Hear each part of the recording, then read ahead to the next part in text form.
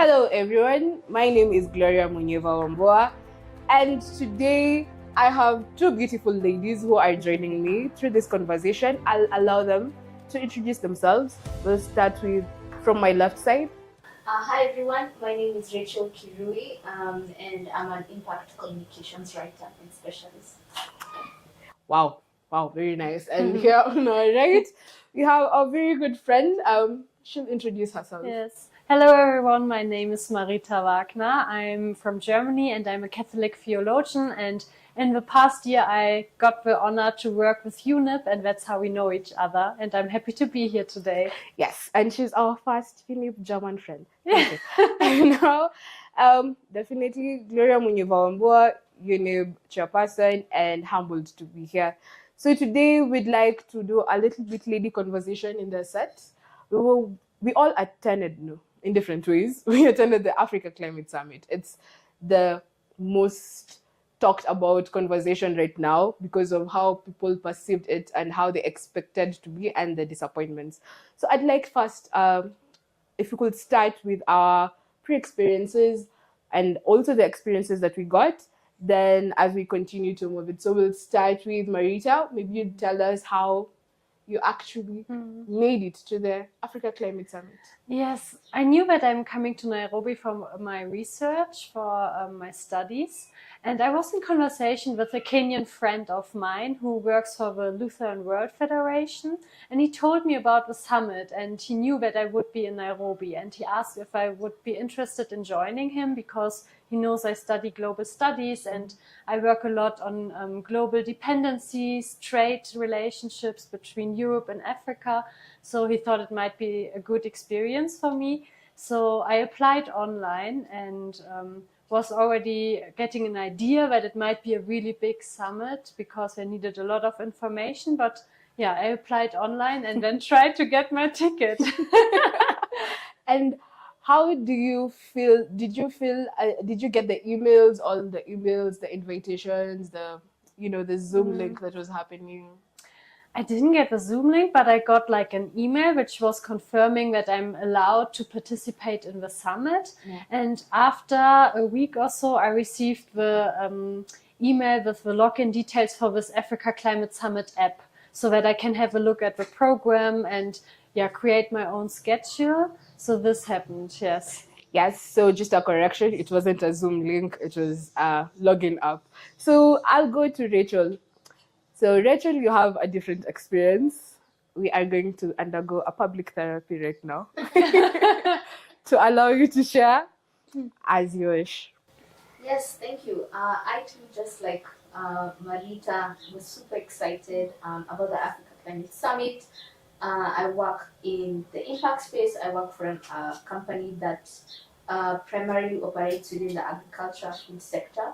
And so, with 70% of employment in Sub-Saharan Africa just coming from farming or agriculture, this was such a big thing for my company. This was a big thing for myself as an impact communications writer who, collects these stories about building climate resilient farms, making farmers more climate resilient, stronger, future-proofing Kenya's food system. It was an important conversation. And so I already registered for this summit, early in July. And I was really looking forward to it. I believe it was June or July. And just like Marita, got my, email, congratulations, you're approved. Congratulations, you can pick your badge. Congratulations, you can access, the app. But unfortunately, I was not allowed into the Africa Climate Summit. Apparently, I was not approved. This was spoken verbally, despite the email that suggested or recommended otherwise. It's very interesting to actually talk about this right now because let's unpack all this, man. It's been a very hectic time. It had been a very hectic time for especially Kenyan citizens who got the accreditation email and still were told verbally that you aren't approved. And this is a case that was actually happened to our Younib TV director, Mr. Alphonse Oma. And it was so sad that it got us 3 days for his accreditation to be approved. Mine I received on the same day, through God's mercy.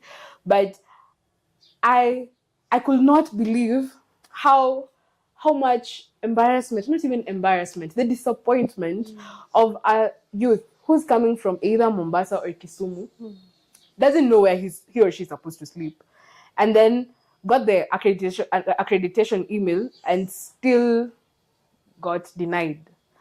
You're not in the system. We had to really fight, not only explaining ourselves and trying to see what the problem is, but also spiritually, because we were wondering what the hell is this. And this climate summit was specifically meant for the African continent, and I'm pretty sure you both have experiences or have heard of how people got in even without applying before the deadline, this so-called deadline, and how we as Kenyans were being treated in accessing the accreditation compared to other people, and also depending on the status. So I'd like us to unpack that. I'd like to ask you, Marita, if you had or you got the chance to know a person who did not or wasn't supposed to get an accreditation, let's say from either a European or a non-African citizen, and got it on that day. And how did you feel? I was very shocked to figure this out, and I afterwards realized that probably it was because my Kenyan friend was an official delegate and had some good networking in the background and was able to communicate on my behalf so that I got in. Because to be honest, I'm not an environmental expert, but I do a lot of research on dependencies between the global north and the global south, trade relations, and just power dynamics in general, which also, of course, affect or are a big part in this climate debate as well. Because, I mean, we as Europe, we are the main countries causing this climate crisis. And I think that was why, for me, it was also important to hear, like, how did we actually get into this crisis? Yeah. And I was hoping that there would be like a, so to say, post-colonial reading of it, like, where are we all coming from? What is our role in this crisis? And that we are honest with each other about the conversation of how did we get there actually. And that was my aim, why I wanted to be in the summit. But when I heard about it, that other European people who just heard about the summit very short notice and still were allowed to enter, and also me, I didn't have a VIP badge, but then I heard from one other German that he was allowed to enter the main hall where all the different presidents were giving their national statements, and he was like, yeah, give it a try. And I thought like, I'm not sure, because I'm not an official delegate, I'm not there with an organization. And we were also communicating at the same time, and I told you about it, and you and I made completely different experiences. Yeah. I think you tried to get in before me, and you were denied. No, it was actually after. After me. Yes, okay. but I thought you tried first, and I got the news before that they were denying people. So when you told me that, continue the story. Yeah, so I thought like, okay, I just go there and try my luck. And it was a moment when they saw my badge, and it wasn't a VIP badge, as I mentioned, but it read like German delegate, and I'm white. So they smiled at me, and the doors opened, and I was allowed to enter and be there the whole day and listen to all the national statements. And that was a problem. Like I wasn't sure, like, should I leave now because I'm occupying space which is actually not reserved or shouldn't be reserved for me. At the same time, I knew that we want to work on this topic together, so we need the information to be able to discuss and see what has been discussed, what has not been discussed, so that we are able to continue our work. So it was a very conflicting moment, I must say. So I think the problem was that you could really see in this moment, because it was not just my individual experience, it was other Germans, other Europeans who were also allowed to enter this main hall, that it was a systemic racist issue. Yeah. I mean, let's call it like it is. I mean, it was racism. It can't be that an African summit is rather giving entrance to white Europeans rather than its own population, and really youth leaders, like not just anybody, but really you are working on this topic like very intensely, and you're so engaged, you have so much to say. So I think this is not the right way to go. Well, ladies and gentlemen, you've had it. And, you know, before we come to Rachel, maybe I'd share. So, what happened was we were told that there's no entry for people who do not have the Savo access badge. And so, when you told me that you got in, because we kept on talking online, asking each other, where you at, so that we can know how to collect the information from. And then you told me that you actually managed to get in. I went there and tried. If you're the security guy, God bless you. I was like, nah. In fact, sister, you can't. My dear sister, you can't just access it. If you do not have the Sabo badge, you can't access. So I kept on trying, saying, no, my colleague has just went in and she did not have the access badge, and we were supposed to go and work for information there, and he still denied it. Understanding that those were protocols observed, still, why is it protocols observed when it only comes to blacks and not other races? It's a very big question mark. Just reminding something, during the getting the badge for my colleague, we were I sat at the VIP because that's where the media house or the media houses were being catered. And I remember trying to talk to someone, and this gentleman, who's one of the staff, looked at me and told me, Kenyan? And I can't lie. I said, yes. And he said, no, foreigners only. So I expected, a Burundian or a Rwandan. No, we all sat. The people who sat next to me were not even Kenyans. But there's an Indian man who sat on my right side, and he had just arrived, and the staff just looked at him and told him, come, and served him. And this guy apologized to me in Swahili. It's okay, guys, but anyway, it really, I really felt the Yes, yes.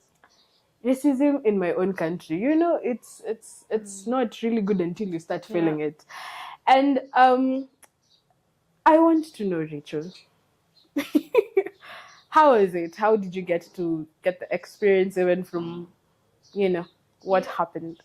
I was quite shocked, to be honest, because I do work. I thought the criteria, at least, something that would be compelling would be, I'm already in the space. I'm in the climate space. I'm working in regenerative agriculture. So I already have the content, and because I spend a lot of time with farmers, I even know what's on the ground.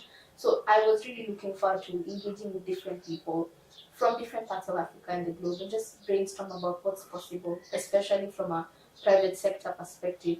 And just like you, I sat with the VIP because I was also coming under the media category. And I remember I stayed there for a few hours on a Saturday. And when I went there, so there was actually a lady and her daughter who had also not registered, and they didn't mention it. But I did see that the daughter happens to be a biracial, and she happens to be well connected. She was probably like a foreign dignitary or someone, not really foreign. She was actually Kenyan. But what ended up happening is that they registered her there and then and there. In addition to that, I also had a friend who registered for the summit, and she was being accompanied by two of our friends, two wonderful friends from Europe, and one of them registered there and then. So for me to go there and with already my badge and everything that I had proving that I'm supposed to be here, and being told you're a Kenyan, okay, we're not serving Kenyans. Going to another counter, then being told can only go to, in the environment. Ministry of Environment. I knew it was a dead end. And to be honest, honestly, it was very heartbreaking for me, because I do pay taxes to this government to serve me, and they failed me. That's right. They failed me, and we are the ones who are going to build this nation. And I'm just going to say it briefly. that even during COVID, it was so easy for all these foreigners to leave this country because this was not their home. But during COVID, when our people were dying, we couldn't leave as Kenyans. We had to stay here. So who's going to build this nation? It's me. It's you. With Marita's help and the strategic funds and everything, but it's the Kenyans who are going to build this. Yeah. And also, if I may add, I see a certain danger because because like you just said, Gloria, it wasn't just against Kenyans, it was against African people, because a Benin friend of mine who is really a climate expert as well, like he was also not allowed to enter the main hall and the climate summit. But interestingly, a week before the actual Africa Climate Summit, he was attending a climate conference in Stockholm, and was allowed to be on the concluding panel, so as an expert. So I also see a danger, like how is it possible that African experts are allowed to enter a stage and to be presented as experts on panels in European conferences, but not on their own home continent. So because we were speaking a bit about brain drain as well, so I see a problem that also then youth leaders might think, I rather go to Europe and bring in my expertise there because there I'm given a platform. So I think it's really important to keep in mind, like, how can we really build platforms also for each other? Also, when it comes to dialogue programs between European youth and African youth, like how can we share our privileges also? So this is also a question for me now as a European, like how can I make it possible that also African youth leaders get a platform within the European countries, but also within their own countries. And therefore, I think like now when I go back home, it's important to bring in these perspectives we are sharing here today, to say like, okay, we have to change something. Also, our youth in Europe has to bring in these narratives and hold our presidents accountable for it. Yes, and just by the introduction, you guys are getting the vibes of it. It's fire inside here because we are all very, very concerned about our African continent. So right after this break, we'll continue. Please keep on watching Younib Media TV. Thank you.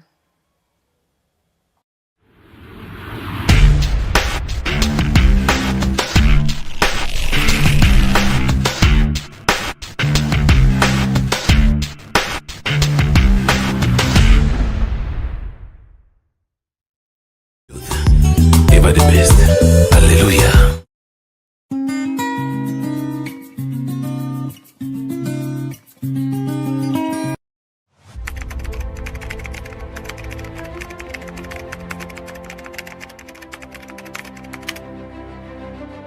Welcome back, my dear friends. And now we're going to go to unfortunately, the last or the final part. And I'd like us first to start with what were our experiences and how can we as women and youths, because we are youths at heart till we are 80, and women never tell their age. And how can we as youths and women of this generation be able to educate, to inspire other youths, and to bring out these issues not only for blaming, but also to empower others to create social change in our communities and from our diverse cultures. So I'd rather start with you, Rachel.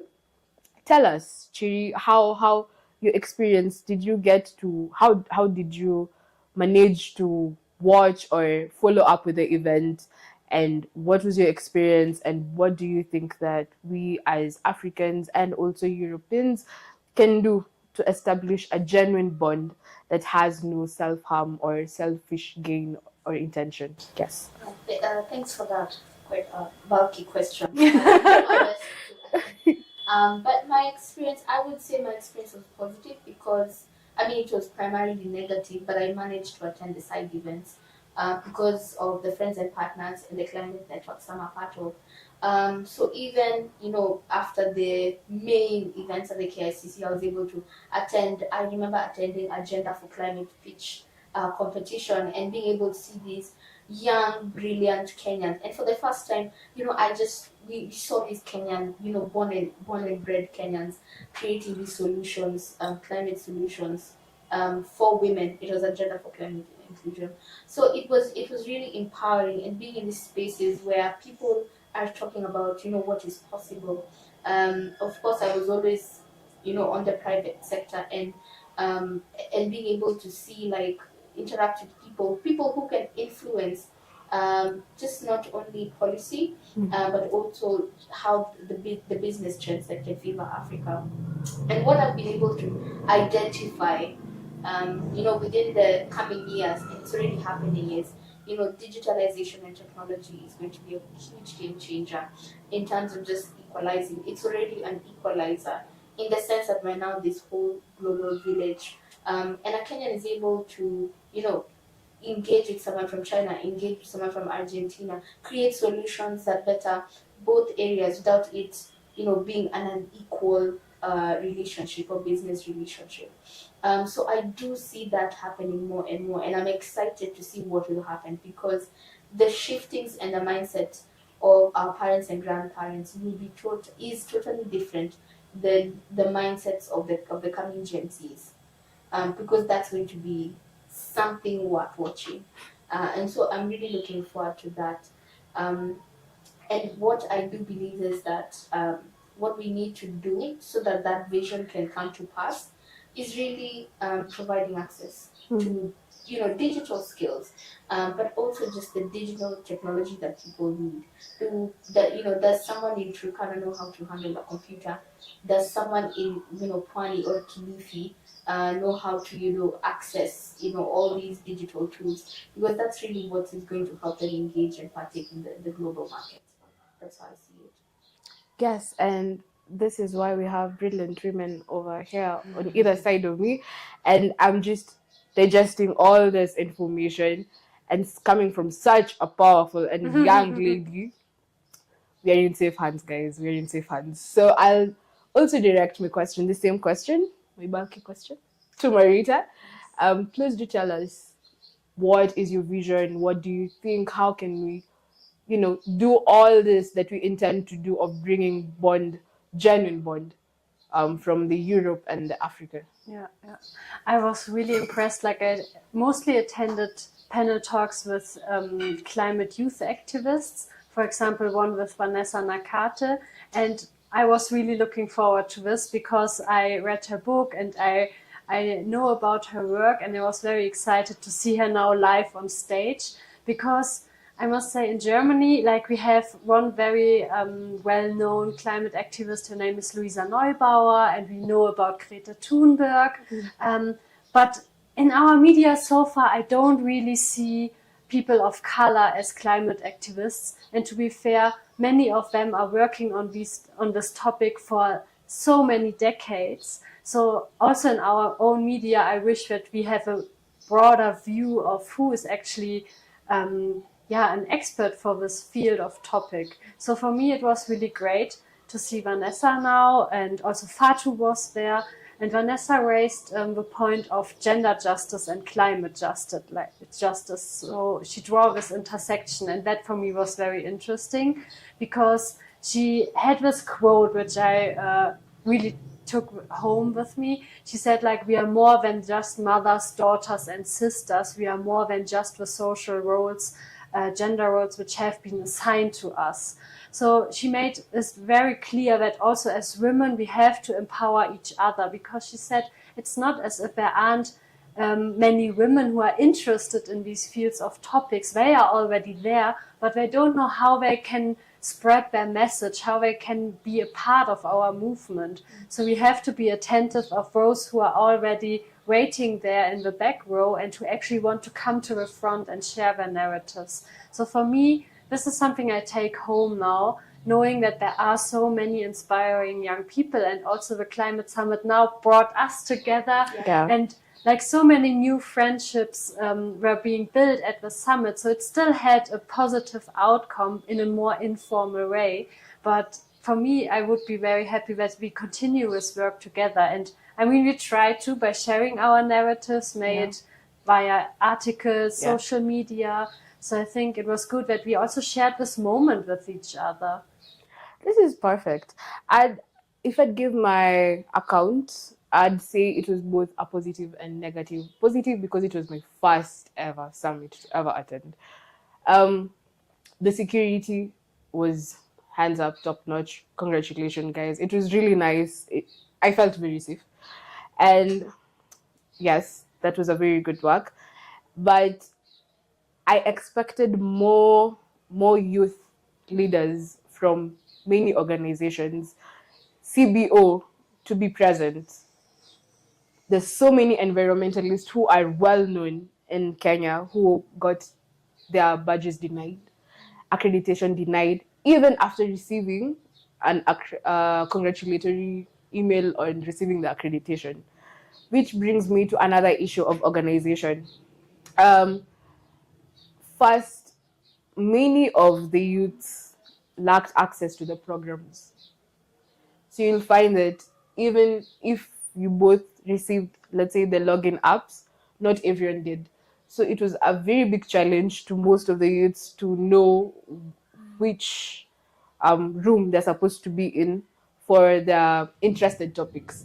So most of them ended up just losing and getting discouraged. And that's why by day 3, the number had dropped so fast, and people were disappointed. It must be aired out that people were actually disappointed on the, let's say, the commitments that were made, because it felt as if it was more of an exhibition than actually issuing out what we needed to do. Just as Marita said, this is where we were before pre-colonial, colonial period, post-colonial period. Where are we now, and what can we do?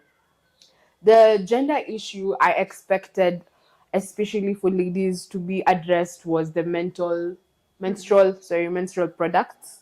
That is a really big challenge right now.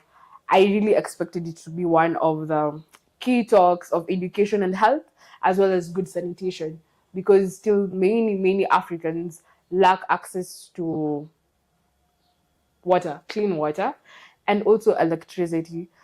The other experience that I felt was it brought more youths together, such as us, to sit down and actually reflect on what is really happening.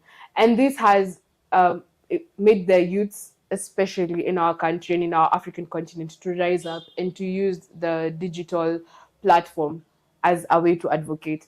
The real climate march that was done on Monday raised so many people's concern and awareness on what is really happening, because most of the people who are there were most of them are the ones who are denied their badges. And it was so sad that it had to go that way. But as we continue talking and as we continue thinking of ways on how to do it better, I'd like first to tell my viewers that the Younib Media and the Younib organization is really open to any youth who is interested in airing out about these environmental issues in our community. And so, in our last chapter, we're supposed to talk about the eco-theological relationship and our eco-theological reflection during the summit, as well as how can it trickle down to the common wananchi, or as we call them, the common people. How can they be of benefit towards this, or let's say, what is it called? I'm forgetting the name. The commitments that were aired out during the Nairobi Declaration. What are your opinions? I'll start with Marita and then finish up with Rachel. I think the summit showed me that theologians or church players, religious actor players are very important in this debate, because it's about a moral consciousness and also to feel this obligation to really serve the earth, that the earth was entrusted to us as believers, and that we should care for it, and that its resources are limited. And I think there I also see a lot of potential from African theologies who always were aware of this, that also, like, the earth is nothing, is something very much alive, that you have an interaction with it, and you're dependent on it. And also by observing your environment, you learn a lot also about yourself. So there are theologians, also here from Kenya at Hekima College, where I was doing my research the last weeks, who do a lot of fantastic work on it, and also start having their own best practice examples, like one missionary who is running an organic farm in the outskirts of Nairobi, and he's linking it. I like his approach very much, because he really links like teaching people how to do ecological, environmentally friendly farming, including spirituality, linking spirituality to it, so that they offer retreats, spiritual retreats, that they learn to appreciate the nature and how to care for it. And it's really nice, because on this farm you have a church in the middle of the woods. So it's I think it gives you an idea of how to get connected again to your own environment, especially in mega cities like here in Nairobi, where it's very much getting industrialized. So I think this is something we can learn and bring in also as church leaders. This is very, very deep. And I'd like to pose a question to Rachel. What do you think the common people can chip in ensuring that these commitments are being followed? Or how can they contribute to ensure that we are living in a better world, and to also safeguard our resources for our future generation? Okay, thanks for that question. I think, again, for true systemic change, it wouldn't even require all the common mananchi.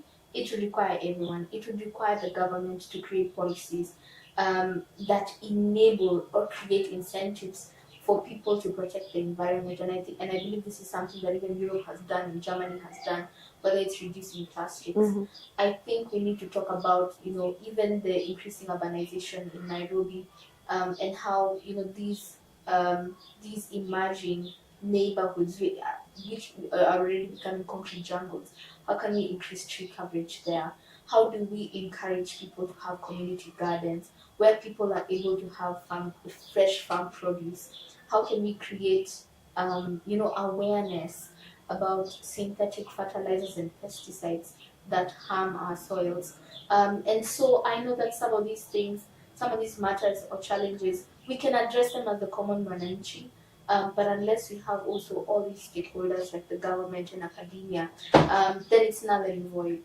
And so even from a faith perspective, as Marita did say, this even as Christians, I don't know if there's any other faith where God verbally said, "Till the land, keep it." That's our responsibility.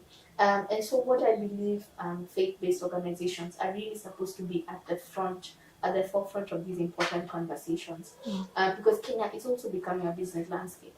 But how do we combine the purpose and the profit so that it helps individuals, it betters the people, and it betters the planet?